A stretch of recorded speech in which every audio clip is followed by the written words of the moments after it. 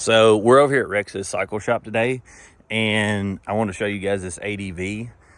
This color, it's hard to tell in video, but I hope that you can see how sweet it looks. This is like a pearl flake orange. It's a very beautiful color, and I didn't think that I would like it in videos, and I can even tell by looking at my screen how it doesn't give this thing justice. But just the little details that they put in there, and it's got this like metallic flake to it that I absolutely love. But what I want to tell you guys today is I came over here today to show you I was wrong on Polaris's part. So if you remember in the last video, I was showing you guys that my steering column had a hole in it, and it just had air flowing right back through this passage. Well, if you look, mine was missing that boot that's right here, and they're putting it on right now. But I've also got something really cool that I'm going to show you guys today. So I know a lot of guys are looking into either a machine like this, or they're looking into a Ranger.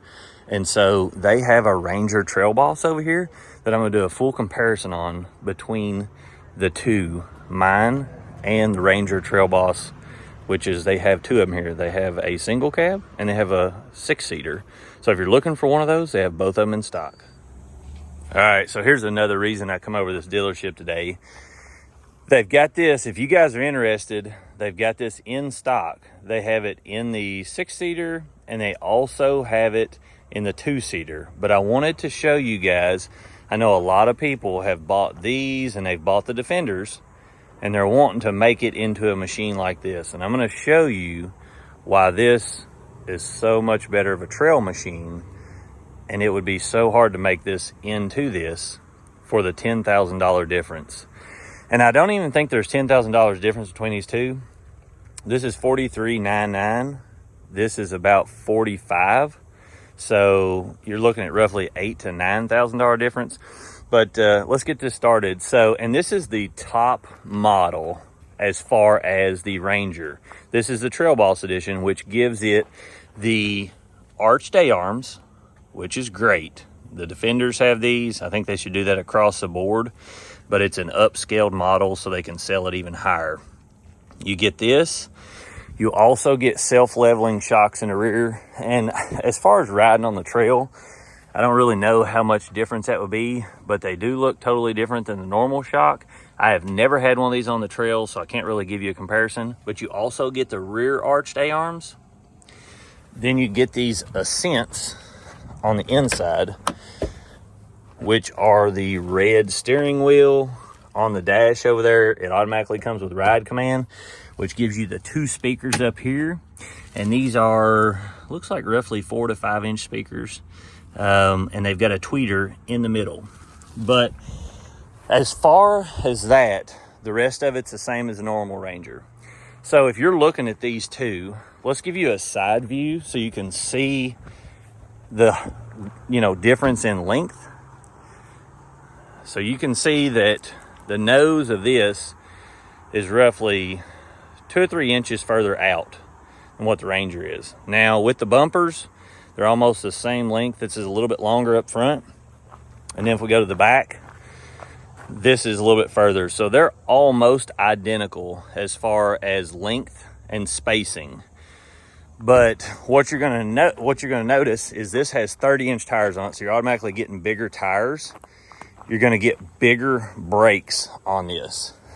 And I'll show you here so you can see this brake on here. It's not too big. And then you go over here. Now this doesn't have drilled and slotted rotors, which I find that odd. But you can see this is a 5-hub assembly. This is a 4-hub. So this is going to have littler bearings and things in it, and not be as beefy. This shock package on this is crazy little compared to what comes on this Xpedition. I want you to look at this. See how much bigger? You not only get this shock, but you've got dual rate springs. So this spring is going to compress fast enough to give you that short stroke. and this is going to be harder to compress. So when you get into a big jump and things like that, it'll go down on here, then start to go into this, which is 2-stage. Plus you've got a piggyback shock. This is just what's so crazy about this, you know. And then this has nothing but one single, you know, coiled, there's just no suspension to that in comparison to this right here. You can look at your headlights. Both of them have LED headlights. This just looks like a much better looking machine as far as how it's built, how the layout of it is. It's just a lot more into it. Both of them have 4,500 pound winches, but this is an HD series, which comes on, everything that I'm showing you today comes on these from the factory just like this. So it's not like this is an upgrade. I just want to show you factory for factory. This is a 4,500, you know, pound winch, and it says heavy duty series, but it just doesn't look as robust and nice as this unit over here does. And I don't know, maybe it's just cosmetics. Maybe they've just put real nice covers and stuff on this and it's the same as that. I couldn't tell you, but this looks like a much better winch, and the rope and the Fairlane and the clasp, the clap, the ring and stuff on here, the hook, just seems so much nicer. The next thing I showed you, I want you to look at this steering rack. I mean, it's so tiny. It's just like the Defenders are. It's a super, super little steering rack on there. I'll try to get it down here so you can see it. It's the silver part in there. There's just not much to it. And if you get these down in the woods and you get them in a bind, they're hard to steer. And I want to show you the steering rack on this. So look at that thing. I mean, it's every bit of this here.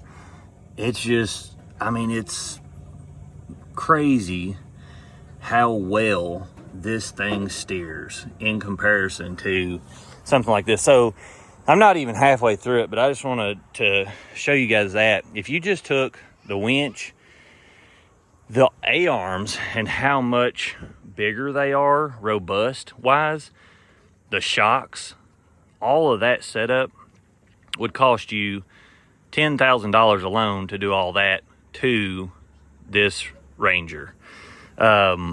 And I still don't think you'd have as nice of shocks or as nice of drive as this. And a lot of people don't understand this. I want you to look at how these shocks are set up. So on this vehicle, if you look at the architecture, how it's set up, this shock goes in at an angle way more than what this does. This is almost straight up and down. It has just a slight lean to it. So when you're trying to flex that suspension, this has a lot more wheel travel than something like this. So even if you take and you put a shock package on this, you would have to switch the A-arms to long travel, the shocks.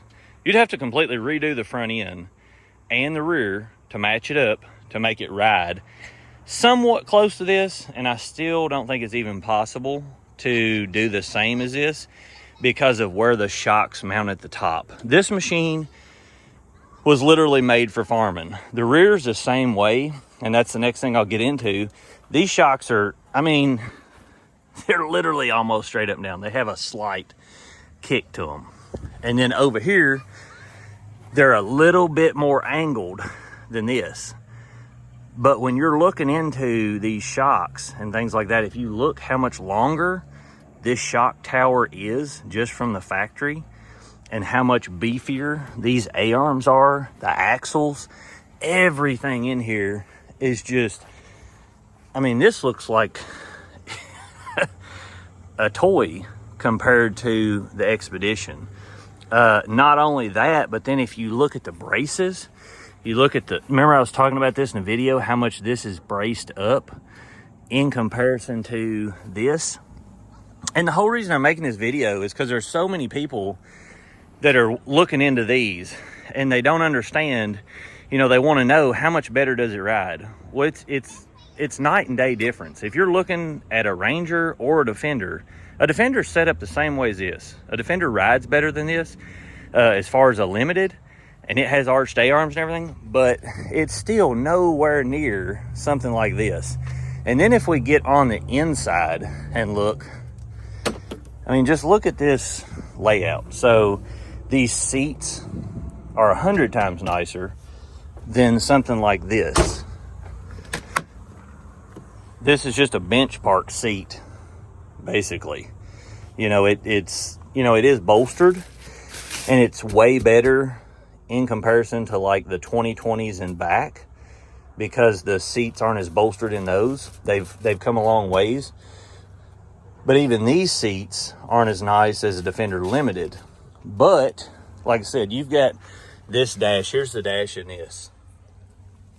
And keep in mind, this is the nicest unit that comes from Polaris in the Ranger model. And so I'll step back and let you look at them side by side. You can just see how much beefier all this is in comparison. On a trail riding perspective, I think you're going to have way less trouble out of this than you are something like this. Even though this is a phenomenal machine, I think if you're looking at going trail riding and you're not farming, the reason I'm trying to get you to understand this is you couldn't buy this machine and turn it into this for the money difference that you're paying to get one of these. And then also, if you're a person who finances these, it's not like you can finance all of that build and then have one monthly payment. You're going to have cash to do it otherwise. This is a lot nicer tire that comes on this. So just what we've got so far, to turn something like this into a trail rig compared to this, you've got shocks, A-arms, tires, rims are bigger on this, winch, drive shaft, steering. Like I said, this is just a way more trail worthy machine.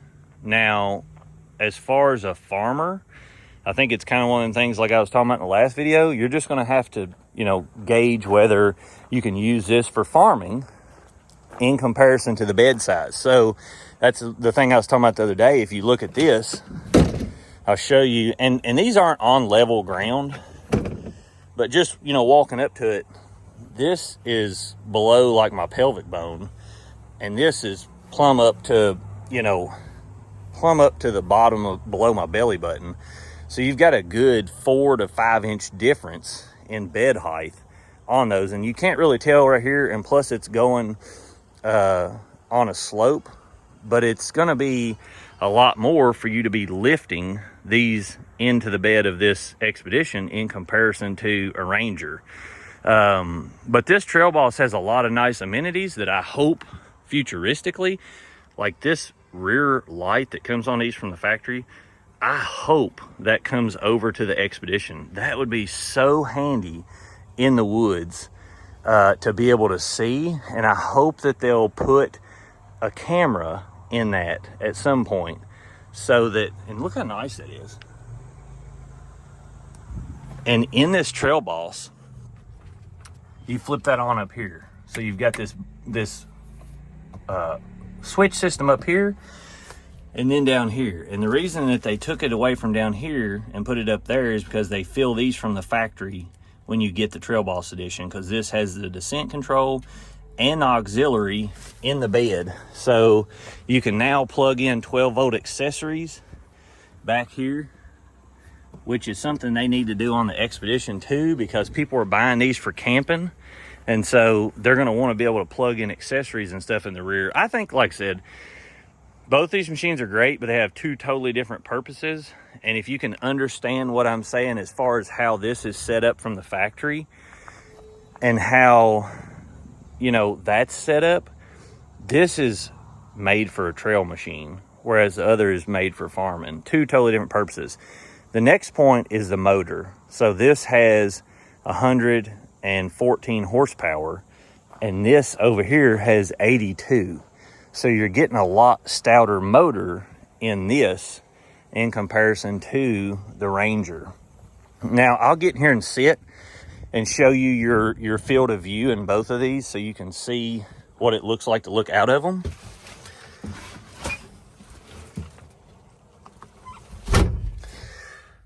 The doors on the Xpedition feel so much nicer. So if you're, in here, this is what it looks like to look around. And this does not have near the visibility as the Can-Am Defender does.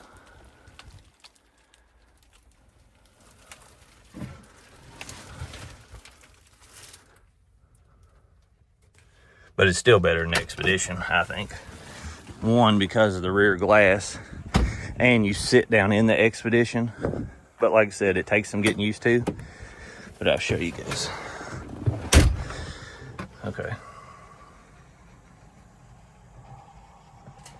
Just imagine your head's turning to look around and you guys tell me what you think's better. Plus you've got the seats coming up.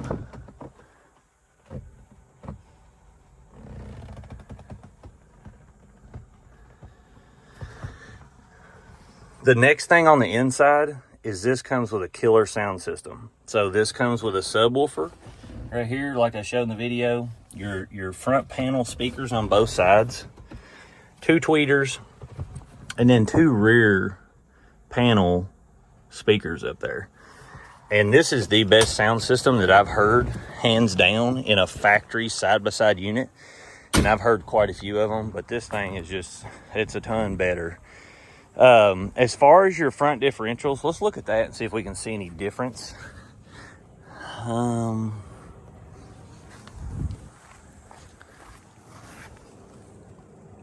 To me, they pretty much look the same. Even the markings and how the casing looks and stuff. But it's not like Polaris really has a front diff issue. Their front diffs are pretty well working and sought out. The transmission part in the rear, there's a lot of stuff different in that. And so I am not sure what the differences is, but I do know that from a gearing perspective, this thing is geared so much lower than this is. Now this will run faster than this will. I think these usually run about 65 mile an hour. This will go about 70 if you hold it to the floor and you hold this on the floor wide open and let them get up there. But it's not that much difference. Now as far as racing, I can't race these today. But just keep in mind all these perspectives. Both of them have rear hitches. Both of them have exhaust covers. But this machine is just, you're not going to make this into this for the price difference. It's just not possible. And like I said, even if you swap the A-arms and the shocks, you're going to have to swap it to long travel, which is going to change your steering dynamics totally. Then you're still not going to have the steering rack. You see what I'm saying? It's one thing after another. So if you're ultimately going into one of these machines and you're wanting to look at them from a perspective of a trail riding perspective, go with this. If you're looking at a farming unit and all you do is farm, go with that. Hope you guys like this video.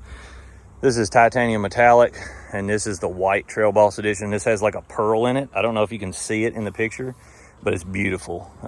This is the best looking Ranger I've seen.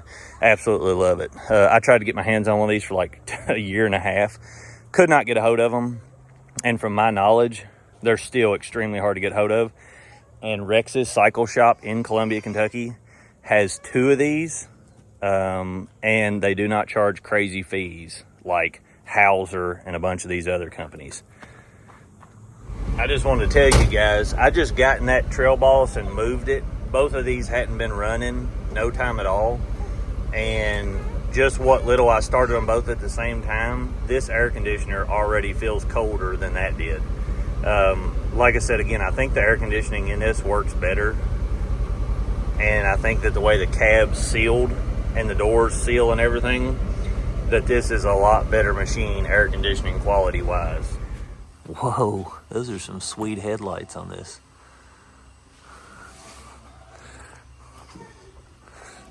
Oh, it's got the little ride dash in it. Shows your brake, neutral when you're in drive. It's got a little charging board on it.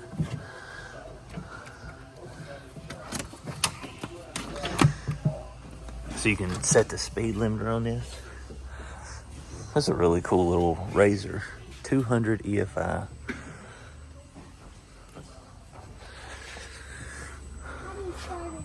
No, don't start it, Wells. Wow, that's a good looking setup back here. It looks like it's got a little oil cooler and everything down there. Look at that. Fully chain driven, so there's no belts on this. See it right here? No, don't start it, hon.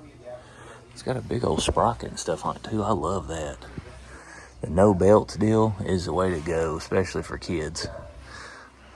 Little shocks on there. Steering stabilizer. That is one sweet little machine. Yeah, I think this.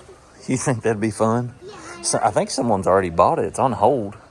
It's running a 24-inch tire. Do you think you could take it on the trails? Yeah. Looks like the steering wheel moves up and down too. You got little positions to raise and lower the steering wheel. Yeah, shifter. Forward, neutral, and reverse. I wonder if that's the gas. Oh, look, it's got a mechanical parking brake too. That's fun. Let's look at some others. Leave it alone. Leave it.